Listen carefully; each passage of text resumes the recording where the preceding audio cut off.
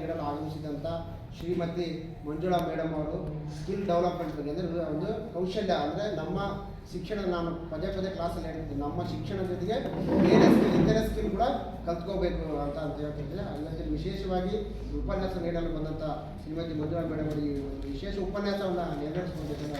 ಮನವಿ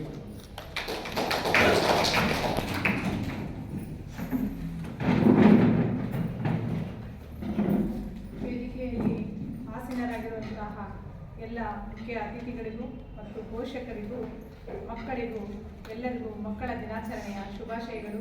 ಸಾರ್ ಹೇಳಿದಷ್ಟು ನನಗೆ ಮಾತಾಡಕ್ಕೆ ಬರಲ್ಲ, ಆದರೂ ಪ್ರಯತ್ನ ಮಾಡ್ತೀನಿ. ಸೊ ಇವಾಗ ಫಸ್ಟ್ ಗುರು ಬ್ರಹ್ಮ ಗುರು ವಿಷ್ಣು ಗುರುದೇವೋ ಮಹೇಶ್ವರ ಗುರು ಸಾಕ್ಷಾತ್ ಪರಬ್ರಹ್ಮ ತಸ್ಮೈ ಶ್ರೀ ಗುರುವೇ ನಮಃ. ಇದು ಎಲ್ಲರೂ ಶ್ಲೋಕ ಹೇಳ್ತೀವಿ, ಆದರೆ ನಾವು ಎಷ್ಟರವರೆಗೂ ಗುರುಗಳಿಗೆ ಬೆಲೆ ಕೊಡ್ತೀವಿ. ಹರಿಹರಾದಿಗಳು ಮುನಿದರು ಗುರು ಒಲಿವನಯ್ಯ, ಗುರು ಮುನಿದರೆ ಹರಿಹರ ಆದಿಗಳು ಒಲಿಯರಯ್ಯ. ಅಂದರೆ ಶಿವ ಮುನಿದ್ರೂ ಗುರು ಒಲಿತಾನೆ, ಗುರು ಮುನಿದರೆ ಶಿವ ಕೂಡ ಒಲಿಯಲ್ಲ. ಸೊ ಅಂತ ಇವಾಗ ನಮ್ಮ ಮಾತಾಡೋ ಮಾತು, ನಮ್ಮ ನಡವಳಿಕೆ ಎಲ್ಲಿವರೆಗೂ ಹೋಗಿದೆ ಅಂದರೆ ನಮ್ಮ ಶಿಕ್ಷಕರು ನಿಮ್ಮನ್ನ ಕರೆದು ಶಿಕ್ಷಣ ಕೊಡ್ತಕ್ಕಂಥ ಪರಿಸ್ಥಿತಿ ಬಂದಿದೆ. ನಿಮಗೆ ಶಿಕ್ಷಣ ನೀಡಬೇಕು, ಯಾರಿಗೋಸ್ಕರ? ನಿಮಗೋಸ್ಕರ. ಅವರು ರಿಕ್ವೆಸ್ಟ್ ಮಾಡಿ ನಿಮ್ಮನ್ನ ಕರಿಬೇಕು. ಸೊ ಪೋಷಕರು ಬಲವಂತವಾಗಿ ನಾವು ಕರೀತಾ ಇದ್ದಾರೆ ಅನ್ನೋದಕ್ಕೆ ಬರ್ತಾರೆ, ಹೃದಯಪೂರ್ವಕವಾಗಿ ಬಂದಿರೋರು ಇದ್ದಾರೆ.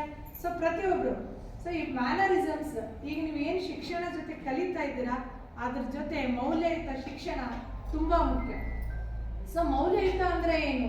ನಾವು ಬೆಳಗ್ಗೆ ಎದ್ದೇಳೋದ್ರಿಂದ ಮಲಗೋವರೆಗೂ ನಮ್ಮ ನಡವಳಿಕೆ ಹೇಗಿರುತ್ತೆ? ಗುರುಗಳಿಗೆ ನಾವು ತಂದೆ ಗುರು ದೇವೋಭವ, ಆಚಾರ್ಯ ದೇವೋಭವ, ಮಾತೃ ದೇವೋಭವ, ಪಿತೃ ದೇವೋಭವ, ಪ್ರತಿಯೊಬ್ಬರಿಗೂ ನಾವು ಯಾವ ಥರ ಗೌರವ ಕೊಡ್ತೀವಿ. ಸೊ ನೀವು ಟಾಪರ್ ಆದ್ರೆ ಏನಂತೆ ನಿಮಗೆ ಸಂಸ್ಕಾರನೇ ಇಲ್ಲ ಅಂದರೆ ಯಾವ ವ್ಯಕ್ತಿನೂ ನಿಮಗೆ ಗೌರವ ಕೊಡಲ್ಲ ಈಗಿನ ಕಾಲದಲ್ಲಿ. ಸೊ ನಾನು ಕೋಟ್ಯಾಧಿಪತಿ ಆಗಿರ್ಬೋದು, ಶ್ರೀಮಂತೆ ಆಗಿರ್ಬೋದು, ಸೊ ನಮಗೆ ಸಂಸ್ಕಾರ ಇಲ್ಲ ಅಂದರೆ ಯಾವ ಒಬ್ಬ ವ್ಯಕ್ತಿನೂ ನಮಗೆ ಗೌರವ ಕೊಡಲ್ಲ. ಫಸ್ಟ್ ಮೌಲ್ಯಯುತ ಶಿಕ್ಷಣ. ಪ್ರತಿದಿನ ನಿಮಗೆ ಗುರುಗಳು ಹೇಳ್ತಾನೆ ಇರ್ತಾರೆ, ನಿಮ್ಮ ಶಿಕ್ಷಣದ ಜೊತೆ ಮೌಲ್ಯಯುತ ಶಿಕ್ಷಣ. ನೀವಿಲ್ಲಿ ಬರೋದೇ ಶಿಕ್ಷಣ ಕಲಿಯೋದಕ್ಕೆ, ಅದು ಕಲಿಯೋದಕ್ಕೆ ಜಾಸ್ತಿ ಆಗಿರುತ್ತೆ. ಇನ್ನು ಮೌಲ್ಯಯುತ ಶಿಕ್ಷಣ ನಾವೆಲ್ಲಿ ಕಲಿಯೋಣ ಅಂತೀರ ನೀವು? ಸೊ ನೀವು ಮಾತಾಡೋ ಮಾತು ಹೇಗಿರ್ಬೇಕು? ನೀವು ಪ್ರತಿದಿನ ನಿಮ್ಮ ಆಲೋಚನೆಗಳೇ ನಿಮ್ಮ ವ್ಯಕ್ತಿತ್ವನ ನಿರ್ಧಾರ ಮಾಡ್ತಾರ ಮಕ್ಕಳೇ. ನೀವು ಏನು ಆಲೋಚನೆ ಮಾಡ್ತೀರಾ, ನೀವು ಹೇಗಿರ್ತೀರಾ, ನೀವು ಏನು ಆಗ್ಬೇಕು ಅಂದ್ಕೊಂಡಿದ್ದೀರಾ, ಸೊ ಅದು ಆಗ್ಬೇಕು ಅಂದ್ರೆ ಸತತ ಪ್ರಯತ್ನಂ ಸರ್ವಸಿದ್ಧಿ ಸಾಧನಂ ಅಂತ ಕರಿತೀವಿ. ಪ್ರಯತ್ನಂ ಸರ್ವಸಿದ್ಧಿ ಸಾಧನಂ. ಪ್ರಯತ್ನ ಮಾಡಲಾರ್ದೆ ನಾನು ಉನ್ನತ ವ್ಯಕ್ತಿ ಆಗ್ಬೇಕು ಅಂದ್ರೆ ಅಸಾಧ್ಯ. ಮತ್ತೆ ಹೇಗೆ ಓದ್ಬೇಕು? ಶಿಕ್ಷಕರು ಹೇಳಿರ್ತಕ್ಕಂಥ ಮಾರ್ಗದರ್ಶನದಲ್ಲಿ ನೀವು ನಡಿಬೇಕು. ಅವರು ಹೇಳಿರ್ತಕ್ಕಂಥ ಪಠ್ಯ ವಿಷಯಗಳ ಜೊತೆ ಮೌಲ್ಯಯುತವಾದ ಶಿಕ್ಷಣವನ್ನು ನೀವು ಬೆಳೆಸ್ಕೋಬೇಕು. ಸೊ ಹೇಗೆ ನೀವು ಏನು ಓದಬೇಕು ಅಂದ್ಕೊಂಡಿರ್ತೀರೋ ಅದನ್ನ ಕ್ರಮಬದ್ಧವಾಗಿ ಪ್ರೀತಿಯಿಂದ ಇಷ್ಟಪಟ್ಟು ನಿಮ್ಮಲ್ಲಿ ಈಗ ನೀವು ಇವಾಗ ಏನಿದ್ದೀರಾ ಇಲ್ಲಿ, ನೀವು ಇದೇ ಸ್ಕೂಲಲ್ಲಿ ಬಹಳ ಜನ ದೊಡ್ಡವರು ಹೇಳಿರೋ ಮಾತು ನಾನು ಹೇಳೋದಲ್ಲ. ಸೊ ಎಲ್ಲ ಶಿಕ್ಷಕರು ಹೇಳಿರುವಂಥ ಮಾತುಗಳೇ. ಈಗ ನೀವು ಕೂತಿರ್ತಕ್ಕಂಥ ಸ್ಥಳದಲ್ಲಿ ನೀವೇ ಮಹಾನ್ ವ್ಯಕ್ತಿಯಾಗಿ ಅತಿಥಿಯಾಗಿ ಬರಬೇಕು. ಸೊ ಆ ಥರದಲ್ಲಿ ನೀವು ಓದಬೇಕು. ನಿಮಗೆ ಆದಂಥ ಒಂದು ಗುರಿ ಇರಬೇಕು, ಕನಸಿರ್ಬೇಕು. ಹೇಗೆ ನಾನು ಓದಬೇಕು, ಎಷ್ಟು ವರ್ಷ ಓದ್ಬೇಕಪ್ಪ? ಎಲ್ಲರೂ ಪೇರೆಂಟ್ಸ್ ಓದಂತಾರೆ, ಗುರುಗಳು ಎಷ್ಟು ದಿನ ನೀವು ಓದೋದಕ್ಕೆ ಇಷ್ಟಪಡ್ತೀರಾ? ಜೀವನ ಪೂರ್ತಿ ಓದ್ತಾನೆ ಇರ್ತೀರಾ? ಜೀವನ ಪೂರ್ತಿ ಯಾರು ಓದ್ತಾರೆ? ನಾವು ಕಲಿತ ಮೇಲೆ ಓದ್ತಾನೆ ಇರ್ತೀವಿ. ಕಲಿಕೆ ಅನ್ನೋದು ನಿರಂತರವಾಗಿರುತ್ತೆ. ನಾನು ಕಲಿಕೆ ನಿರಂತರ ಅಂತ ಇಲ್ಲ. ನಾಲೆಡ್ಜ್ ಅನ್ನೋದು ಒಂದು ಪವರ್. ನಾವು ಯಾಕೆ ಓದ್ತಾ ಇದ್ದೀವಿ? ಜಸ್ಟ್ ನೀವೇನು first PUC golden opportunity, first PUC, second PUC, ಅದೇ ಪುಸ್ತಕದಲ್ಲಿ ಇರ್ತಕ್ಕಂಥ ಪಠ್ಯನೇ IAS, IPS, UPSC ಸರ್ವಿಸ್ಗೆ ಬರ್ತಕ್ಕಂಥ ಸಿಲೆಬಸ್. ನೀವು ಅದನ್ನು ಮರಿತಾ ಇದ್ದೀರಾ. ಪೋಷಕರು ಏನ್ ಮಾಡ್ತಾರೆ? ಕಾಲೇಜ್ ಮಕ್ಕಳು ಕಳಿಸಿದ್ರೆ ಸಾಕಪ್ಪ, ನೆಕ್ಸ್ಟ್ ನಾಳೆ ಬಾರಮ್ಮ ನನ್ನ ರಜೆ ಇತ್ತಾ ಹೊಲಕು, ಇಲ್ಲ ಬೇಡ ಓದ್ಕೋ. ಒಬ್ಬೊಬ್ಬ ಪೋಷಕರು, ಎಲ್ಲ ಪೋಷಕರ ಬಗ್ಗೆ ನಾನು ಹೇಳ್ತಾ ಇದ್ದೆ. ಕೆಲವು ಪೋಷಕರು ಮಕ್ಕಳಿಗೆ ಪ್ರೋತ್ಸಾಹ ಕೊಡ್ತಾರೆ, ಇನ್ನ ಕೆಲವು ಪೋಷಕರೇ ಮಕ್ಕಳಿಗೆ ಡಿಸ್ಟರ್ಬ್ ಆಗಿರ್ತಾರೆ. ಸೊ ಡಿಸ್ಟರ್ಬೆನ್ಸ್ ಅನ್ನೋದು ನೀವು ಮಾಡ್ಕೊಳ್ಳೋದ್ರಲ್ಲಿರುತ್ತೆ. ಸೊ ಪ್ರತಿಯೊಂದು ಫ್ಯಾಮಿಲಿ ಒಳ್ಳೆ ಥರದಲ್ಲಿ ಇಲ್ಲ, ನಮ್ಮಪ್ಪ ಹುಡುಕ ನನ್ನ ಕೈಲಿ ಓದೋಕ್ಕಾಗಲ್ಲ, ಮೂರ್ಖತನ. ಇವತ್ತು ಬೆಳೆದಿರ್ತಕ್ಕಂಥ ಪ್ರತಿಯೊಬ್ಬ ವ್ಯಕ್ತಿಗಳು ಬಡತನದಲ್ಲೇ, ಸರ್ ಅವರು ಹೇಳಿದ್ರು, ಬಡತನದಲ್ಲೇ ಬಂದಿರೋರು, ಸರ್ಕಾರಿ ಶಾಲೆಯಿಂದಲೇ ಬಂದಿರೋರು. ಅಂಬೇಡ್ಕರ್ ಅವರಾಗಿರ್ಬೋದು, ಅಬ್ದುಲ್ ಕಲಾಂ ಅವರಾಗಿರ್ಬೋದು, ಮೋದಿಜಿ ಅವರಾಗಿರ್ಬೋದು, ಪ್ರತಿಯೊಬ್ಬ ವ್ಯಕ್ತಿ. ಸೊ ಅವರು ಯಾರಾದರೂ ಇಂಥ ನಮಗೆ ಫೆಸಿಲಿಟಿ ಇಲ್ಲ ಅಂತ ಯಾವತ್ತೂ ಹಿಂಜರ್ದಿಲ್ಲ ಅವರು. ಸೊ ಇವತ್ತು ಬಂದು ಇಲ್ಲಿ ವೇದಿಕೆಯಲ್ಲಿ ಇರ್ತಕ್ಕಂಥ ಎಲ್ಲರೂ ಕಷ್ಟಪಟ್ಟು ಬಂದಿರೋರು. ಇವತ್ತು ನಾನು ಓದ್ಬಿಟ್ಟಿನಿ, ನಾಳೆ ನಾನು ಶ್ರೀಮಂತ ಆಗ್ತೀನಿ ಅನ್ನೋದಲ್ಲ. ನಿಮ್ಮಲ್ಲಿ ಯಾವ ಥರ ಕನಸಿರ್ಬೇಕಂದ್ರೆ, ಇನ್ನು 5 ವರ್ಷ ನೀವು ಸರಿಯಾಗಿ ಓದಿದ್ರೆ ನಿಮ್ಮ ಜನ್ರೇಷನ್ ಚೇಂಜ್ ಆಗುತ್ತೆ ರೀ. ಜನರೇಷನ್ ಏನ್ ಮೇಡಮ್ ಹಿಂಗೆ ಹೇಳ್ತಾರೆ, ಯಾಕೆ ಚೇಂಜ್ ಆಗಲ್ಲ? ಈಗ 2 ವರ್ಷ PUC, 3 ವರ್ಷ ಡಿಗ್ರಿ. ನೀವು ಓದೋದು ಶಿಕ್ಷಣದ ಜೊತೆಗೆ ಅದು ಜನರಲ್ ನಾಲೆಡ್ಜ್ ಅವೇರ್ನೆಸ್ ನ ನೀವು ಮೂಡಿಸ್ಕೋಬೇಕು. ನಾನು ಯಾಕೆ ಓದ್ತಾ ಇದ್ದೀನಿ, ಇದೇ ಸಿಲೆಬಸ್ ಪಬ್ಲಿಕ್ ಸರ್ವಿಸ್ ಕಮಿಷನ್ ಅಂತೇಳಿ ಇವಾಗ BO ಸರ್ ಅವ್ರು ಬಂದು ಎಷ್ಟು ಗೌರವ, ಅವ್ರ ಕಾರಿಂದ ಬರ್ತಾ ಇದ್ರೆ ಎಷ್ಟು ಗೌರವ, ಆ ತರ ಗೌರವ ನನಗೆ ಸಿಗ್ಬೇಕು. ಇವತ್ತು ನಾನು ಮಾಡೋ ಸಿಗ್ನೇಚರ್ ನನಗೆ ಆಟೋಗ್ರಾಫ್ ಆಗ್ಬೇಕಂತ ಹೇಳಿರ್ತಕ್ಕಂಥ ಅಬ್ದುಲ್ ಕಲಾಂ ಅವ್ರ ಮಾತುಗಳನ್ನ ನಾವು ನೆನಪಲ್ಲಿ ಇಟ್ಕೋಬೇಕು. ನಾವು ಇವಾಗ ಮಾಡೋ ಪ್ರತಿಯೊಂದು ಸಿಗ್ನೇಚರ್ ನಾಳೆ ನನಗೆ ಆಟೋಗ್ರಾಫ್ ಆಗ್ಬೇಕು, ನನಗೋಸ್ಕರ ಕಾಯಬೇಕು. ಸೊ ಆ ಮನಸ್ಥಿತಿ ನಿಮ್ಮಲ್ಲಿ ಬರಬೇಕು. ಇವತ್ತು ನಾನು ಓದ್ಬಿಡ್ತೀನಿ ನಾಳೆ ಆಗುತ್ತಾನೆ. ಇವಾಗ ಹೆಂಗಿದೆ, ಪ್ರತಿಯೊಂದು ಶಾಲೆಯಲ್ಲೂ ಕಾಂಪಿಟೇಷನ್ ಇದೆ. ಈಗೇನು ಸರ್ಕಾರಿ ಶಾಲೆ ಅಂದ ತಕ್ಷಣ ಸಿಲೆಬಸ್ ಯಾವುದ್ರಲ್ಲೂ ಕಡಿಮೆ ಇಲ್ಲ, ಸೌಲಭ್ಯಗಳು ಯಾವುದ್ರಲ್ಲೂ ಕಡಿಮೆ ಇಲ್ಲ. ಇಂಗ್ಲಿಷ್ ಮೀಡಿಯಂ ಓದಿದ್ರೆ ಟಾಪರ್ ಆಗ್ತಾರೆ, ಏನಿಲ್ವಲ್ಲ. ಎಲ್ಲರಿಗೂ ಅದೇ ಶಿಕ್ಷಣ, ಎಲ್ಲರಿಗೂ ಒಂದೇ ಕ್ವಶನ್ ಪೇಪರ್. ನಿಮ್ಗೆ ಏನಾದ್ರು ಸಪ್ರೇಟ್ ಕ್ವಶನ್ ಪೇಪರ್ ಬರುತ್ತಾ ಇಲ್ವಲ್ಲ. ನೀವು ಓದೋ ರೀತಿ, ನೀವು ಯಾವ ತರ ಓದ್ತೀರಾ, ಸೊ ಅದನ್ನ ಯಾವ ತರ ಟಿಪ್ಸ್ ಮಾಡಿ ಓದ್ತೀರಾ, ಪಾಯಿಂಟ್ಸ್ ಟು ಪಾಯಿಂಟ್ ನೀವು ಓದ್ತೀರಾ, ಅದು ತುಂಬಾ ಮುಖ್ಯ. ನೀವು ಒಂದೇ ಕನಸು ಕಾಣಬೇಕು. ನಾನು ಕಾರಿಂದ ಇಳಿದು ಬರ್ತಾ ಇದ್ರೆ ನನಗೆ ಅತಿಥಿಗಳು ರೆಡಿ ಇರಬೇಕು ಸನ್ಮಾನ ಮಾಡಕ್ಕೆ. ಸೊ ಒಂದು ಜನರೇಷನ್ ಒಬ್ಬ ಆಫೀಸರ್ ಆಗಿ, ಪೊಲೀಸ್ ಆಗಲಿ, ಕಲೆಕ್ಟರ್ ಆಗಲಿ, ಎನಿ ಒಂದು ಸರ್ಕಾರಿ ನೌಕರಿ ಆಗಲಿ, ನೀವು ಓದಿದ್ ಯಾವತ್ತೂ ಲಾಸ್ ಆಗಲ್ಲ.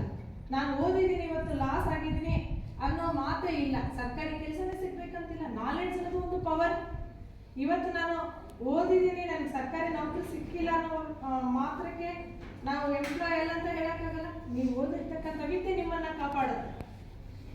ನೀವು ಒಂದೇ ಒಂದು ಗುರಿ, ಯಾವ ತರ ನಾನು ಓದಬೇಕು ಕನಸು. ಪ್ರತಿಯೊಂದು ದಿನ ನೀವು ಓದುವಂತ ಚಾಪ್ಟರ್ಲಿ ನಿಮ್ ಗುರಿ, ನನಗೆ ಬರ್ತಾ ಇದ್ರೆ ಕಾರ್ ತೆಗೆಯೋರು ಇರಬೇಕು. ಈಗ ನನ್ನ ಅಪ್ಪ ಅಮ್ಮ ನನಗೆ ಕಷ್ಟಪಟ್ಟು ಓದಿಸ್ತಾ ಇದ್ದಾರೆ, ಸೊ ಅವ್ರಿಗೆ ನಾನು ಗೌರವ ಕೊಡ್ಬೇಕು. ಎಲ್ಲ ತಂದೆ ತಾಯಿಗಳು ನೀವು ದುಡಿದು ಸಾಕ್ಲಿ ಅಂತ ಮಕ್ಕಳನ್ನ ಓದಿಸ್ತಾರೆ. ಯಾವ ತಂದೆ ತಾಯಿಗೂ ನಿಮ್ಮ ದುಡ್ಡು ಅವರಿಗೆ ಅವಶ್ಯಕತೆ ಇಲ್ಲ. ಪೋಷಕರಿಗೆ ಏನು ಅವಶ್ಯಕತೆ, ನನ್ನ ಹೆಸರನ್ನ ಎತ್ತಿ ಹಿಡಿಬೇಕು, ನನ್ನಿಂದ ನನ್ನ ಮಗುನ ಗುರುತಿಸ್ಬೇಕು, ಇಂಥವ್ರ ಮಗಳು ಅಂತ ಹೇಳ್ಬೇಕು.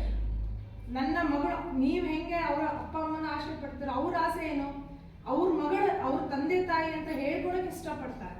ಸೊ ಮಾತು ಹೇಳೋದು ಎಲ್ಲರಿಗೂ ಈಸಿ ಅಲ್ವಾ, ಕಷ್ಟಪಡೋದು ಬಹಳ ಕಷ್ಟ. ನಾನು ಓದ್ಬೇಕು ಅಂದಾಗ ನೀವೇನ್ ಮಾಡಿ, 100 ಥಿಂಗ್ಸ್. ಫಸ್ಟು ನೀವು ಎಜುಕೇಶನ್ನ ಗುರಿ ಒಂದು ಇಟ್ಕೊಳ್ಳಿ. ನಿಮ್ಮ 4 ಶತ್ರುಗಳನ್ನ ಸೈಡಲ್ಲಿ ಇಟ್ಕೊಳ್ಳಿ. ಮೊದಲನೇ ಶತ್ರು ಮೊಬೈಲ್. ಸರ್ ಅವರಾಗಲೇ ಹೇಳಿದ್ರು. ಸೊ ನಿಮ್ಮ ಮೊಬೈಲ್, ನೀವು ಓದಕ್ಕೆ ಕುತ್ಕೊಂಡಾಗ ಮೇನ್ ಡಿಸ್ಟರ್ಬ್ ಮಾಡೋದೇ ನಿಮ್ಮ ಮೊಬೈಲ್. ನಾನು ಓದ್ತೀನಿ ಅಂತ ಕುತ್ಕೊಂಡಾಗ ಮೊಬೈಲ್. ಎರಡನೇದು ದ್ವೇಷ, ಸಿಟ್ಟು. ಸೊ ನೀವೇನು ಇದಕ್ಕೂ ಅದಕ್ಕೂ ಏನು ಸಂಬಂಧ? ಈಗ ಕಾಲೇಜಿಗೆ ಬರ್ತಾರೆ, ಯಾರಿಗೋಸ್ಕರ ಒಂದು ದಿನ ಪೂರ್ತಿ ವೇಸ್ಟ್ ಮಾಡ್ತಾರೆ. ಈಗ ನಿಮಗೆ first PUC second PUC difference ತುಂಬ ಕಡಿಮೆ, 365 ದಿನ ಇರೋದಿಲ್ಲ. ಈಗ ನಿಮಗೆ ಫಸ್ಟ್ PUC ಓದ್ತಾ ಇದ್ರ, ಇನ್ನು 3 ತಿಂಗಳ 2 ಹೌದಾ? ಈಗ ನಮಗೆ ನಾಲೆಡ್ಜ್ ಇಲ್ಲ, ನನಗೆ ಮೆಮೊರಿ ಪವರ್ ಇಲ್ಲ, ನಾನು ಟಾಪರ್ ಆಗಕ್ಕಾಗಲ್ಲ ಅನ್ನೋದು ಮೂರ್ಖತನ. ಈಗ ಇಷ್ಟರಲ್ಲಿ ಯಾರಾದ್ರೂ ಟಾಪರ್ ಇದ್ದೀರಾ? ನಿಮ್ಮ ಕ್ಲಾಸ್ನಲ್ಲಿ ಯಾರಾದ್ರೂ ಇದ್ರೆ ಕೈ ಎತ್ತಿ. ತೊಂದರೆ ಇಲ್ಲ, ಇರೋದ್ರಲ್ಲೇ ಫಸ್ಟ್ ಕ್ಲಾಸ್, ಇರೋದ್ರಲ್ಲೇ ಯಾರೂ ಇಲ್ವಾ? ಅಂದ್ರೆ ಕೊಡ್ತಕ್ಕಂಥ ಶಿಕ್ಷಣ ಏನು ಕಲಿತಾನೆ ಇಲ್ವಾ? ಎಷ್ಟು ಬಂದ್ರೆ ಯಾರು ಸಬ್ಜೆಕ್ಟ್ ಯಾರಾದ್ರೂ ಒಬ್ರು ಹೇಳಿ.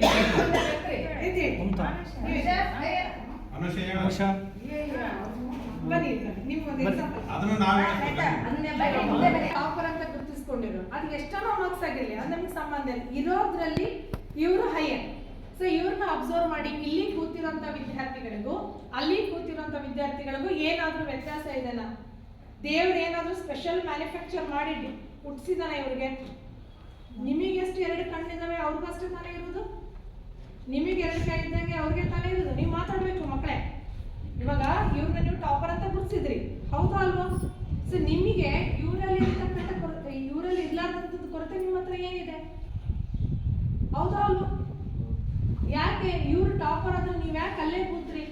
ಯೋಚನೆ ಮಾಡಕ್ಕೆ ನೀವು ಆ ಪ್ರಯತ್ನನ ಬಳಸ್ಕೊಳ್ತಾ ಇಲ್ಲ. ಇವತ್ತಲ್ಲ ಇವ್ರು ನಾಳೆ ಆಫೀಸರ್ಸ್ ಆದ್ರೆ ಇವ್ರ ಫೋನ್ ನಂಬರ್ನ ನಾವು ಕೇಳ್ತೀವಿ, ಅಯ್ಯೋ ಅವ್ರು ಆದ್ರು, ಒಬ್ಬ ಆಫೀಸರ್ ಆದ್ರು. ನಾನು ಹೇಳ್ತಾ ಇರೋ ವಿಷಯ ನಿಮ್ಗೆ ಅರ್ಥ ಆಯ್ತಾ? ಸೊ ಇವಾಗ ಇಷ್ಟು ದೊಡ್ಡ ಮಹಾನ್ ವ್ಯಕ್ತಿಗಳು ಇಲ್ಲಿ ವೇದಿಕೆ ಮೇಲೆ ಕೂತಿದ್ದಾರೆ. ಅವರ ಸಾಧನೆಗೂ ನಾವಿರ್ತಕ್ಕಂಥದ್ದು ಎಲ್ಲರೂ ದೇವ್ರು ಕೊಟ್ಟಿರೋದು ಎಲ್ಲರಿಗೂ 24 ಗಂಟೆ ತಾನೇ ಅವಕಾಶ. ಅವ್ರು ದೇವ್ರು ಏನಾದ್ರು ಸ್ಪೆಷಲ್ ಆಗಿ ಅವ್ರಿಗೆ 1-2 ತಾಸು ಎಕ್ಸ್ಟ್ರಾ ಕೊಟ್ಟಿದ್ದಾನ? ನಿಮಗೇನಾದ್ರೂ 3 ತಾಸು ಕಡಿಮೆ ಕೊಟ್ಟಿದ್ದಾನ? ಮಕ್ಕಳೇ ನೀವು ಓದ್ಬೇಡ್ರಿ ಅಂತ ಇಲ್ವಲ್ಲ? ನಿಮಗೆ ಪೋಷಕರು ಏನು ಸೌಲಭ್ಯ ಕೊಡ್ತಿದ್ದಾರೆ, ಶಿಕ್ಷಕರು ಎಲ್ಲ ಮಕ್ಕಳಿಗೂ ಅದೇ ಸೌಲಭ್ಯ ಕೊಡ್ತಿದ್ದಾರೆ. ಆದರೆ ಅದನ್ನ ಬಳಸ್ಕೊಳ್ತಕ್ಕಂಥ ರೀತಿ ನಿಮಗೆ ಗೊತ್ತಿಲ್ಲ. ಯಾಕೆ ಇನ್ನು ಎಕ್ಸಾಮ್ 90 ದಿನ ಇದೆ ಬಿಡು, 3 ತಿಂಗಳಿದೆ ಬಿಡು, ಅದೇ ಕಾನ್ಸೆಪ್ಟ್ ಮೇಲೆ ಹೋಗ್ತಾ ಇದ್ದೀರಿ ನೀವು. ಸೊ ಕಾನ್ಸೆಪ್ಟ್ ನಾನು ಈಗ ಯಾಕೆ ಓದ್ತಾ ಇದ್ದೀನಿ, ನಾಳೆ ನಾನು ಇವತ್ತು ನಮ್ಮ ಅಪ್ಪನ ಕೈಯಲ್ಲಿ ಕೀಪ್ಯಾಡ್ ಸೆಟ್ ಇದೆ, ನಾಳೆ ನಾನು ಐಪ್ಯಾಡ್ ಕೊಡಿಸ್ಬೇಕು ನಮ್ಮ ಅಪ್ಪನಿಗೆ. ಇವತ್ತು ಅವ್ರು ಬೈಕ್ ತಗೊಂಡಿದ್ದಾರೆ, ನಾಳೆ ನಮ್ಮ ಅಪ್ಪನಿಗೆ ನಾನು ಕಾರ್ ಕೊಡಿಸ್ಬೇಕು. ನಮ್ಮಮ್ಮ ಇವತ್ತು ಕಟ್ಟಿಗೆ ಒಲೆ ಮೇಲೆ ಕೆಲಸ ಮಾಡ್ತಿದ್ದಾರೆ, ನಾಳೆ ಅವ್ರಿಗೆ ನಾನು ಪ್ಯಾಲೇಸ್ ಮನೆ ಕಟ್ಟಬೇಕು. ಒಂದು ಸರ್ಕಾರಿ ನೌಕರಿ ತಗೊಂಡ್ರೆ ನಿಮ್ಗೆ ಎಷ್ಟು ಫೆಸಿಲಿಟಿ ನೋಡ್ಕೊಳ್ಳಿ, ಎಷ್ಟು ಸಾಕಷ್ಟು 35-40 ಲಕ್ಷ ಸಾಲ ಕೇಳಿದ್ರೆ ಕೊಡ್ತಾರೆ ನಿಮ್ಗೆ ಯಾರಾದ್ರೂ? ನೀವೆಂತ ಉನ್ನತ ವ್ಯಕ್ತಿನಾಗಿರ್ಲಿ ಕೊಡ್ತಾರ? ಅದೇ ಸರ್ಕಾರಿ ನೌಕರಿ ಆದ್ರೆ ಬರೀ ಹೌಸಿಂಗ್ ಲೋನ್ ಅಂತಾನೆ 30 lakhs ಕೊಡ್ತಾರೆ. 30 ಲಕ್ಷ ಮಿನಿಮಮ್ ಸ್ಟಾರ್ಟಿಂಗ್ ಜಾಯ್ನ್ ಅದ. ಸರ್ಕಾರ ಎಷ್ಟು ನಿಮಗೆ ಅವಕಾಶ ಕೊಡುತ್ತೆ ಅದನ್ನ ನೀವು ಮನಸ್ಸಲ್ಲಿ ಇಟ್ಕೋಬೇಕು. ನಾನು ಹೇಗೆ ಓದ್ಬೇಕು, ನಾನು ಬರೀ 5 ವರ್ಷ ಕಷ್ಟಪಟ್ರೆ ನನ್ನ ಜನರೇಷನ್ನೇ ಚೇಂಜ್ ಆಗುತ್ತೆ, ನಿಮ್ಮ ಮನೆತನನೇ ಚೇಂಜ್ ಆಗುತ್ತೆ. ನಿಮ್ಮ ಮನೆತನ ನಿಲ್ಲೋ ಕಾರು, ನಿಮಗೆ ಬರುವಂಥ ರಿಲೇಷನ್ಸು, ನಿಮಗೆ ಯಾರಿಷ್ಟು ದಿನ ಅವಮಾನ ಮಾಡಿದ್ರು, ನಿಮ್ಮ ತಂದೆ ತಾಯಿಗೆ ಅವ್ರು ಯಾರು ಅವಮಾನ ಮಾಡಿದ್ರು, ಎಲ್ಲವನ್ನೂ ನಿಮ್ಮಲ್ಲಿ ಹೊಡೆದಾಕ್ತಕ್ಕಂಥ ಶಕ್ತಿ ನಿಮ್ಮಲ್ಲಿದೆ. ಆದರೂ ನೀವು ಮುಂದೆ ಬರ್ತಾ ಇಲ್ಲ. ಕಾರಣ ಏನು? ನಿಮ್ಮ ಆಲಸ್ಯತನ. ನಿಮ್ಮ ಆಲಸ್ಯತನ ಎರಡನೇ ಶತ್ರು ಮೊಬೈಲ್ ಜೊತೆಗೆ ನಿಮ್ಮ ಆಲಸ್ಯತನ. ಎಲ್ಲ ಶಿಕ್ಷಕರು ಮೇಲೆ ಮುಂದೆ ಶಿಕ್ಷಣ ಕೊಡ್ತಾರಲ್ಲ, ಅದನ್ನ ತಗೊಳ್ಳೋ ಯೋಗ್ಯತೆ ಕೂಡ ಇರಬೇಕು. ಪ್ರತಿಯೊಬ್ಬ ಶಿಕ್ಷಕರು, ಪ್ರತಿಯೊಬ್ಬರು ನಮ್ಮ ಸರ್ಕಾರಿ ಶಾಲೆಯಲ್ಲಿ ಎಷ್ಟು ಪ್ರಾಧಾನ್ಯತೆ ಕೊಡ್ತಾರೆ, ಎಷ್ಟು ಒಂದು ವಾರದ ಪ್ರೋಗ್ರಾಮ್ ಕೊಟ್ಟರು ನೀವು ಇವತ್ತಿಗೆ ಇಷ್ಟು ಅವ್ರ ಮಾತಿಗೆ ಬೆಲೆ ಕೊಟ್ಟು ಹಿಂಗೆ ಮಾಡಿದ್ದೀರಾ ಅಂದರೆ ನೀವೇ ಅರ್ಥ ಮಾಡ್ಕೋಬೇಕು, ನೀವು ಯಾವ ಲೆವೆಲಲ್ಲಿ ಇದ್ದೀರಾ, ನಾವು ಅವ್ರಿಗೆ ಎಷ್ಟುವರೆಗೂ ಗೌರವ ಕೊಡ್ತಾ ಇದ್ದೀವಿ. ಇದೇ ಮೌಲ್ಯಯುತ ಶಿಕ್ಷಣ. ಈ ಒಂದು ದಿನ ನಿಮಗೆ ಬರಬೇಕು ಅಂದರೆ 1 ವರ್ಷ ಕಾಯ್ದೆ. ಮತ್ತೆ ಮಕ್ಕಳ ದಿನಾಚರಣೆ ಬಂದರೆ ನಾಳೆ ಬರುತ್ತಾ? ಮಾತಾಡ್ಬೇಕು ನೀವು. ನಾಳೆ ಬರುತ್ತಾ? ಸಾಧ್ಯವೇ ಇಲ್ಲ. ಅದು ಬರ್ಬೇಕಾದ್ರೆ 1 ವರ್ಷ ಕಾಯ್ದೆ. ಈ ವರ್ಷ ನೀವು ಫೇಲ್ ಆದ್ರೆ ಫಸ್ಟ್ ಪೀಸ್ ಮತ್ತೆ ನೀವು ಕೂಡಕ್ಕಾಗತ್ತಾ? ಕೂಡ್ತೀನಿ ಮೇಡಮ್, ಕೂಡ್ರಿ. ವ್ಯಾಲ್ಯೂ ಇರಲ್ಲ. First impression is best impression. ಒಂದು ಸಾರಿ ನೀವು ಸೆಕೆಂಡ್ ಪಿ ಯು ಸಿಲೆ ಟಾಪ್ ಮೈಕ್ ಕೇಳ್ಕೊಂಡು ಬರ್ತಾರೆ ನಿಮ್ಮ ಕಡೆ ಪ್ರತಿಭಾ. ಇವಾಗ next second P U C ನಿಮ್ಮಲ್ಲಿ ಕ್ಲಾಸ್ ಟಾಪರ್ ಆದರೆ ಪ್ರತಿಯೊಬ್ಬರು ಪ್ರತಿಭಾ ಪುರಸ್ಕಾರ ಅಂತ ಮಾಡ್ತಾರೆ. ನಿಮ್ಮನ್ನ ವೇದಿಕೆಯಲ್ಲಿ ಕರೀತಾರೆ. ಪ್ರತಿಯೊಬ್ಬರು ಪ್ರತಿಭಾ ಪುರಸ್ಕಾರ ಮಾಡೋ ಪ್ರತಿಭಾ ಪುರಸ್ಕಾರ ಅಂದ್ರೆ ಏನು ಅಂತ ನೀವು ಇಲ್ಲಿರ್ತಕ್ಕಂಥ ಪ್ರತಿಯೊಬ್ಬ ಮಕ್ಕಳು ಪ್ರತಿಭೆ ಆಗಬೇಕು. ಇವತ್ತು ಈ ಉತ್ತಂಗಿಯಲ್ಲಿ ಅತ್ಯಂತ ಉನ್ನತವಾದ ಶಾಲೆ ಹೆಸರು ಪಡ್ಕೊಂಡಿದೆ ಅಂದ್ರೆ ಅದರ ಉನ್ನತ ಶಿಖರಕ್ಕೆ ನೀವು ಬೆಳೆಸ್ತಕ್ಕಂಥ ಜವಾಬ್ದಾರಿ ನಿಮ್ದಾಗಿರುತ್ತೆ. ನಾವು ಎಲ್ಲಿವರೆಗೂ ಹೇಳ್ಬೋದು, ಎಷ್ಟು ಸಾಧ್ಯ ಆಗುತ್ತೋ ಅಷ್ಟುವರೆಗೂ ಹೇಳ್ತೀವಿ. ನಿಮ್ಮಲ್ಲಿ ಆತ್ಮವಿಶ್ವಾಸ ಬಿಡಬೇಕು. ನೀವು ಎಷ್ಟೇ ದಡ್ರಿ ಇರಿ, ಓದಿ ದಡ್ರಾದಂಥ ಇದು ಇತಿಹಾಸದಲ್ಲೇ ಎಲ್ಲೂ ಇಲ್ಲ. ಓದಿದ್ರೆ ನೀವು ಯಾವ ಥರ ಓದ್ತೀರಾ, ಆರ್ಟಿಫಿಷಿಯಲ್ ಆಗಿ ಓದ್ತೀರ, ಓದೋದ್ರಿಂದ ಸಾಕಷ್ಟು ರೀತಿ ಇರುತ್ತೆ. ಏನು ನಮ್ಮ ಅಪ್ಪ ಬಂದು ಇಟ್ಕೊಂಡು ಏನು ತಾಯಿ ಬಂದು ಶೋ ಹೊಡೆಯೋದು. ಶೋ ಮೀನ್ಸ್ ತೋರಿಕೆಗೆ ಓದೋದು ಬೇರೆ, ನೀವಾಗಿ ಇಷ್ಟಪಟ್ಟು ಓದೋದು ಬೇರೆ. ಈಗ ನಿಮ್ಮ ಮನಸ್ಸು ಎರಡು ಇರ್ತದೆ. ನೀವು ಓದೋದು ಕೂತ್ಕೊಂಡಿರ್ತೀರ, ಈಗ ಹಿಸ್ಟ್ರಿ ಓದಬೇಕು ಅಂತ ಕೂತಿರ್ತೀರ, ಅವಾಗ ಮೈಂಡ್ ಇನ್ನೊಂದು ಹೇಳಿದ್ರು ಇನ್ನೊಂದು ಸಬ್ಜೆಕ್ಟ್ ಓದ್ಬಿಡೋಣ, ಮತ್ತೆ ಸ್ವಲ್ಪ ಕೂತ್ಕೊಂಡಿರ್ತೀರ, ಇಂಗ್ಲೀಷ್ ಬರ ತೆಗ್ದಾಕ ನೆಕ್ಸ್ಟ್ ಓದೋದು. ನಿಮ್ಮ ಮನಸ್ಸೇ ನಿಮಗೆ ಚಂಚಲ, ನಿಮ್ಮ ಮನಸ್ಸೇ ನಿಮಗೆ ಚಂಚಲ ಆಗುತ್ತಾ ಇಲ್ವಾ ನಿಮಗೆ? ಈಗ ನೀವು ಇದು ಓದ್ತಾ ಇರ್ತೀರ, ಏನೋ ಒಂದು ಸಬ್ಜೆಕ್ಟ್ ಓದ್ತಾ ಇರ್ತೀರಿ, ಆಲ್ರೆಡಿ ಕೂಡ 10 ನಿಮಿಷ ಪುಡಿಸಿದ್ರೆ ಡಿಸ್ಟರ್ಬೆನ್ಸ್. ಆ ಡಿಸ್ಟರ್ಬೆನ್ಸೇ ನಿಮ್ಮ ಶತ್ರು. ಆ ದೇವ್ರು ನಿಮಗೆ ಒಂದು ಮೈಂಡಲ್ಲಿ ಛೋಟಾ ಚಾಂಪಿಯನ್ ಅಂತ ಬಿಟ್ಟು ಇವ್ರು ಎಲ್ಲಿ ಗೆದ್ದು ಬಿಡ್ತಾರಪ್ಪ ನನ್ನನ್ನು ಕ್ರಾಸ್ ಮಾಡಿ ನನ್ನನ್ನು ಅಂತ ಹೇಳಿ ಮೈಂಡಲ್ಲಿ ಒಂದು ಛೋಟಾ ಚಾಂಪಿಯನ್ ಅಂತ ಬಿಟ್ಬಿಟ್ಟಿರ್ತಾರೆ. ನೀನು ಓದಕ್ಕೆ ಕೂತ್ಬಿಟ್ರೆ ಡಿಸ್ಟರ್ಬ್ ಮಾಡೋಕೆ ಮೈಂಡ್ ರೆಡಿ ಇರ್ತದೆ. ನೀನು ಹೆಂಗೆ ಓದ್ತೀವಿ ಓದು, ಇನ್ನೊಂದು ಮೈಂಡ್ ಓದಲೇಬೇಕು ನಾವು. ಆ ಥರ ಅದು ಗೆಲ್ಲಬೇಕಂದ್ರೆ ಧ್ಯಾನದ ಮೂಲಕ ಸಾಧ್ಯ. ಧ್ಯಾನ ಮಾಡಬೇಕು, ದಿನಪೂರ್ತಿ ಧ್ಯಾನ ಮಾಡಿ ಸನ್ಯಾಸಿ ಅಂತ ಹೇಳಲ್ಲ. 10 ನಿಮಿಷ ಧ್ಯಾನ, ಯೋಗ, ವ್ಯಾಯಾಮ ಅದನ್ನೇ ಮಾಡಿ ಅಂತ ನಿಮಗೆ ಹೇಳಲ್ಲ. ಅದು ನಿಮ್ಮನ್ನ ಎಚ್ಚರಿಸುತ್ತೆ, ನಿಮ್ಮ ಮನಸ್ಸನ್ನ ಎಚ್ಚರಿಸುತ್ತೆ. ನಿಮ್ಮ ಮೌಲ್ಯಯುತ ಶಿಕ್ಷಣದ ಜೊತೆ ಅದು ತುಂಬಾ ಮುಖ್ಯ. ನೀವು ಮಾಡಿ ನೋಡಿ. ನಾಳೆ ಬೆಳಿಗ್ಗೆ ಎದ್ದೀರಿ, ನೀವು 4 ಗಂಟೆಗೆ ಎದ್ದೇಳಲು ಸಾಧ್ಯ ಇಲ್ಲ, ಎದ್ದೇಳೋದು ಅವಶ್ಯಕತೆ ಇದೆ. ನೀವು ಎಷ್ಟು ಗಂಟೆಗೆ ಎದ್ದೇಳ್ತೀರೋ ಒಂದು 15 ನಿಮಿಷ ಮುಂಚೆ, ಮತ್ತು 15 ನಿಮಿಷ ಮುಂಚೆ.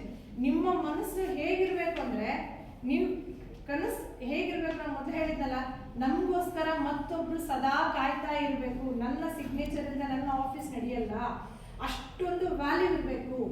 ಪ್ರತಿಯೊಬ್ರು ನನ್ನನ್ನು ಫಂಕ್ಷನ್ಗೆ ಆಹ್ವಾನಿಸಬೇಕು, ಅದು ನಿಮ್ಮ ಮೈಂಡಲ್ಲಿ ಇರಬೇಕು. ಖಂಡಿತ ಆಗ್ತೀರ. ನೀವಲ್ಲಿ ಇರ್ತಕ್ಕಂಥ ಎಲ್ಲರೂ ಸರ್ಕಾರಿ ನೌಕರಿನೇ ಸೇರ್ಬೋದು, ದೊಡ್ಡ ದೊಡ್ಡ ಬಿಸ್ನೆಸ್ ಮ್ಯಾನ್ ಆಗ್ಬೋದು. ಯಾರನ್ನು ನಿಮ್ಮ ಭವಿಷ್ಯನ ರೂಪಿಸಲ್ಲ. ಇವರೇ ಸ್ಪೆಷಲ್, ಇವರೇ ಯುನಿಕ್.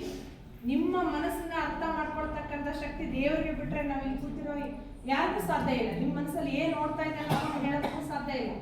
ನೀವೇನು ಓದ್ತೀರಾ, ಹೇಗಿದ್ದೀರಾ, ನೀವು ಹೇಗೆ ನಡವಳಿಕೆ, ನಿಮ್ಮ ನಡವಳಿಕೆ ಹೇಗಿದೆ, ನಾಲೆಡ್ಜ್ ನಿರ್ಧಾರ ಮಾಡುತ್ತೆ. ನಾನು ಓದ್ತಾ ಇದ್ದೀನಿ ಅನ್ನೋ ನಿಮ್ಮ ಆತ್ಮಸಾಕ್ಷಿಗೆ ಗೊತ್ತು.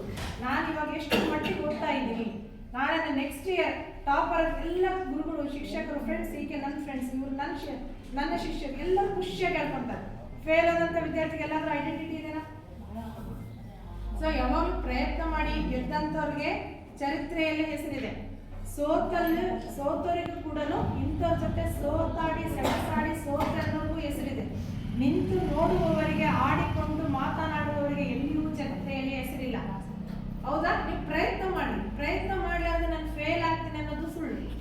ನೀವು ಎಲ್ಲಿವರೆಗೂ ಓದ್ತೀರಾ ಅದು ತುಂಬಾ ಮುಖ್ಯ. ಅರ್ಥ ಆಯ್ತಲ್ಲ? ಚರಿತ್ರೆಯಲ್ಲಿ ಗೆದ್ದವನಿಗೂ ಜಾಗವಿದೆ, ಸೋತವನಿಗೂ ಇಂಥವರ ಜೊತೆ ಸೆಣಸಾಡಿ ಸೋತೆ ಎಂಬ ಜಾಗವಿದೆ. ಆದರೆ ನಿಂತು ನೋಡುವವರಿಗೆ, ಆಡಿಕೊಂಡು ನಗುವವರಿಗೆ ಎಲ್ಲಿಯೂ ಜಾಗವಿಲ್ಲ. ಹೌದಾ? ನೀವು ಏನು ಓದ್ತೀರಾ, ನೀವು ಹೇಗೆ ನಡವಳಿಕೆ ಇದೆ, ನಿಮ್ಮ ಮಾತು ಹೇಗಿದೆ, ಪ್ರತಿಯೊಂದು ನಿಮ್ಮ ಎಜುಕೇಶನ್ ತಿಳಿಸುತ್ತೆ. ನಿಮ್ಮ ಮೌಲ್ಯಯುತ ಶಿಕ್ಷಣ ನಿಮ್ಮನ್ನ ದಾರಿಗೆ ತರುತ್ತೆ. ಸೊ ನಾನು ಹೇಗೆ ಓದ್ಬೇಕು, ನಾನು ಬೆಳಗ್ಗೆ ನೀವು ಏನು ಪ್ಲಾನಿಂಗ್ ಮಾಡ್ಕೊತೀರಿ, ನಾವು ಯಾರು ಹೇಳಿದ್ರು ನೀವು ನಡೆಯಲ್ಲ. ನಾವೇನು ಹೇಳಿದ್ರು ಬಾಗಿಲು ದಾಟೋವರೆಗೂ ಮಾತ್ರ. ಅದಾದ್ಮೇಲೆ ಮತ್ತೆ ನಿಮ್ಗೆ ಗಾಳಿ ಕೆಳಗಿದೆ ಬಿಡು. ನಿಮ್ದು ಏನು, ನಿಮ್ಮ ಆತ್ಮವಿಶ್ವಾಸ ನಿಮ್ಮಲ್ಲಿ ಬರಬೇಕು. ಜಸ್ಟ್ 5 years, ಜಸ್ಟ್ 2 years ನಾನು ಸೆಕೆಂಡ್ ಇಯರ್ ಮುಗಿದ್ಬಿಟ್ರೆ ನಾನು ಟಾಪ್ ಎನ್ಕರೇಜ್ ಮಾಡ್ತಾರೆ. ನೀವು ಮತ್ತೊಬ್ಬರಿಗೆ ಸ್ಫೂರ್ತಿ ಆಗ್ತಿರೋ ಅಲ್ವೋ? 5 ವರ್ಷ ನೀವು ಜೀವನ ಮಾಡಿ ಹಗಲು ರಾತ್ರಿ ಇಷ್ಟಪಟ್ಟು ಪ್ರೀತಿಯಿಂದ ಓದ್ತೀನಿ ಅನ್ನೋದಾದ್ರೆ ನಿಮ್ಮ ಬಾಳು ಬಂಗಾರ. ಇದೇ 5 ವರ್ಷ ನೀವು ಕಷ್ಟಪಡ್ತೀನಿ ಅಂದರೆ ಪ್ರತಿಯೊಬ್ಬರು, ನಿಮಗೂ ನಿಮ್ಮ ಪೋಷಕರಿಗೂ ಏನು ವ್ಯತ್ಯಾಸ? ಅವ್ರು ಇಷ್ಟು ಓದಿಸಿದ್ದು ಯಾವುದಕ್ಕೋಸ್ಕರ? ಯಾವುದಕ್ಕೆ ಅವ್ರು ಅಷ್ಟು ಕಷ್ಟಪಟ್ಟು ನಿಮಗೆ ಓದಿಸ್ಬೇಕು? ಅವರು ಬಿಸಿಲಲ್ಲಿ ಕೂಲಿ ಮಾಡಿ ನಿಮಗೆ ಎದಕ್ಕೆ ಓದಿಸ್ಬೇಕು? ಸ್ವಲ್ಪ ಆದ್ರೆ ಯೋಚನೆ ಮಾಡಿದ್ರೆ ಅವರು ಅಷ್ಟು ಕಷ್ಟಪಡ್ತಿದ್ದಾರೆ. ಅವ್ರು ಒಂದೇ ಆಸೆ, ಇಂಥವ್ರ ಮಗಳು ಅಂತ ನಾನು ಹೇಳ್ಕೋಬೇಕು, ನನ್ನ ಮಗಳು ಇಂಥ. ಎಷ್ಟೋ ಸಂಬಂಧಿಕರಲ್ಲಿ ಅವಮಾನ ಆಗಿರುತ್ತೆ. ಇನ್ನೊಂದು 2 ವರ್ಷ ಆದ್ರೆ ಮದುವೆ ಮಾಡಕ್ ನೋಡ್ತಾರೆ ನಿಮಗೆ. ನೀವು ಚೆನ್ನಾಗಿದ್ರೆ ಯಾವ ತಂದೆ ತಾಯಿನೂ ಮದುವೆ ಮಾಡಲ್ರಿ. ನೀವು ಏನ್ ಮಾಡ್ತೀರಾ? ಮೊಬೈಲ್ ಇಟ್ಕೊಳ್ಳೋದು, ತಿರ್ಗೋದು, ಹುಡುಗನ ಜೊತೆ ತಿರ್ಗೋದು. ಈ ಏಜ್ ಅಂತದ್ದು ತಪ್ಪಿಡಿಬೇಡಿ. ನೀವು ಅಂತ ನಾನು ಹೇಳ್ತಾ ಇಲ್ಲ, ನಿಮ್ಮ ಮೈಂಡ್, ನಿಮ್ಮ ಏಜ್, ಅದಕ್ಕೆ ನೀವು ಬೆಲೆ ಕೊಡಬೇಡಿ. ನೀವು ನಿಮ್ಮ ಕಣ್ಣು ಮುಚ್ಚಿದ್ರೆ ನಿಮ್ಮ ಕಷ್ಟಪಡ್ತಕ್ಕಂಥ ತಂದೆ ತಾಯಿಗಳು, ಪ್ರತಿದಿನ ನಿಮ್ಗೆ ಹೇಳ್ಕೊಡ್ತಕ್ಕಂಥ ಶಿಕ್ಷಕರು ನಿಮ್ಮ ಕಣ್ಣು ಮುಂದೆ ಬರಬೇಕು ವಿದ್ಯಾರ್ಥಿಗಳೇ. ಸೊ ಅವಾಗ ಮಾತ್ರ ನೀವೇನಾದ್ರೂ ಚರಿತ್ರೆ ಮಾಡೋದಕ್ಕೆ ಸಾಧ್ಯ. ಸೊ ನೀವೇನು ಮಾಡ್ತಿರೋ, ಎಷ್ಟು ಕೆಲಸ ಮಾಡ್ಬೇಕು ಅಂತ ಖಂಡಿತ ಗೆಲ್ತೀರ. ಫೇಲ್ಯೂರ್ ಅನ್ನೋ ಮಾತೇ ಇಲ್ಲ. ಯಾವತ್ತು ಹೇಳಿದಲ್ಲ, ಪ್ರಯತ್ನ ಸರ್ವಸಿದ್ಧಿ ಸಾಧನಂ ಅಂತ. ನಾವು ಪ್ರಯತ್ನ ಮಾಡಿದ್ಮೇಲೆ ಫಲ ಇಲ್ಲ ಅನ್ನೋದಿಲ್ಲ. ದೇವ್ರಿಗೂ ಕಾಂಪಿಟೇಷನ್. ನಾನು ಬನ್ನಿ ಗಿಡ ಸುಟ್ಬಿಡ್ತೀನಿ, ಒಳ್ಳೆ ಗಂಡ ಸಿಗ್ತಾನೆ, ನಾನೆಲ್ಲ ಓದ್ಬಿಡ್ತೀನಿ, ಟಾಪರ್ ಆಗ್ತೀನಿ. ಯಾವ ದೇವ್ರು ಹೊರ ಕೊಡಲ್ರಿ ನಿಮಗೆ. ನಾನು ಓದ್ಬೇಕು. ನೀವು ದೇವ್ರ ಹತ್ರ ಏನ್ ಕೇಳ್ಕೋಬೇಕು?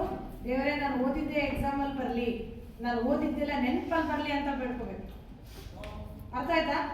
ಅದು ನಿಮ್ಮ ಸಾಮರ್ಥ್ಯ. ನನ್ನ ಸಾಮರ್ಥ್ಯಕ್ಕೆ ತಕ್ಕಂತೆ ನಾನು ನಿಮ್ಗೆ ಇನ್ನೊಂದು ನೆನಪಿದೆ. ನೀವು ಓದ್ತಕ್ಕಂಥ PUC ಬುಕ್ ಬಿಟ್ಟು ಔಟ್ ಆಫ್ ಸಿಲೆಬಸ್ ಏನಾದರೂ ಕೊಡ್ತಾರಾ? ಬುಕ್ ಬಿಟ್ಟು ಕ್ವಶನ್ ಪೇಪರ್ ಬೇರೆ ಏನಾದರೂ ಬರುತ್ತಾ? ಮತ್ತೆ 1 ವರ್ಷ ನೀವೇನು ಓದಿರ್ತೀರಾ? ಬುಕ್ಕಲ್ಲಿರೋದೇ ನಿಮ್ಮ ಕೈ ಓದಕ್ಕಾಗ್ತಾ ಇಲ್ಲ. ಹಾಗಾದ್ರೆ ನೀವು ಸಮಯನ ಎಲ್ಲಿ ವ್ಯರ್ಥ ಮಾಡಿದ್ರೆ ನೀವೇ ಪಟ್ಟಿ ಮಾಡ್ಬೇಕು. ಎಲ್ಲಿ ನನ್ನ ಸಮಯ ಹೋಗ್ತಾ ಇದೆ, ಎಷ್ಟು ತಾಸು ನಾನು ಕಾಲೇಜಿಗೆ ಬರ್ತಾ ಇದ್ದೀನಿ, ನೆಕ್ಸ್ಟ್ ಟೈಮ್ ನಾನು ಎಲ್ಲಿ ವ್ಯರ್ಥ ಮಾಡ್ತಾ ಇದ್ದೀನಿ, ಆ ಟೈಮ್ ನೀವೇ ಪಟ್ಟಿ ಮಾಡ್ಕೋಬೇಕು. ನಾನು ಇಲ್ಲಿ ವ್ಯರ್ಥ ಮಾಡ್ತಿದ್ದೀನಮ್ಮ, ನಾನು ಹಿಂಗೆ ಹೊಲಕ್ಕೆ ಹೋಗ್ತಾ ಇದ್ದೀನಿ, ಇಲ್ಲ ನಾನು ಈ ಥರ ಕೆಲಸ ಮಾಡ್ತೀನಿ, ನಿಮ್ಗೆ ದಯವಿಟ್ಟು 2 ವರ್ಷ ಅವಕಾಶ ಕೊಡಿ, ನಾನು ಓದಿ ಕಾಲೇಜ್ಗೆ ಟಾಪರ್ ಆಗ್ತೀನಿ. ನೀವು ಅವ್ರ ಹತ್ರ ರಿಕ್ವೆಸ್ಟ್ ಮಾಡಿ ಪೋಷಕರಿಗೆ, ಖಂಡಿತ ಅವ್ರು ನಿಮಗೆ ಸಪೋರ್ಟ್ ಮಾಡ್ತಾರೆ. ಇಲ್ಲ ನಾನು ಹಿಂಗೆ ಇರ್ತೀನಿ, ನಾನು ಜೀವನ ಪೂರ್ತಿ ಅಪ್ಪ ಅಮ್ಮ ನಿಮ್ಮ ಜೊತೆ ಕೂಲಿ ಮಾಡ್ಕೊಂಡಿರ್ತೀನಿ ಅಂದರೆ ಅದು ದೇವರು. ಎಂತಾರೆ, ಬಡವನಾಗಿ ಹುಟ್ಟುವುದು ನಮ್ದು, ಆದರೆ ಬಡವನಾಗಿ ಸಾಯ್ತೀವಿ ಅನ್ನೋದು ಅಲ್ಲ.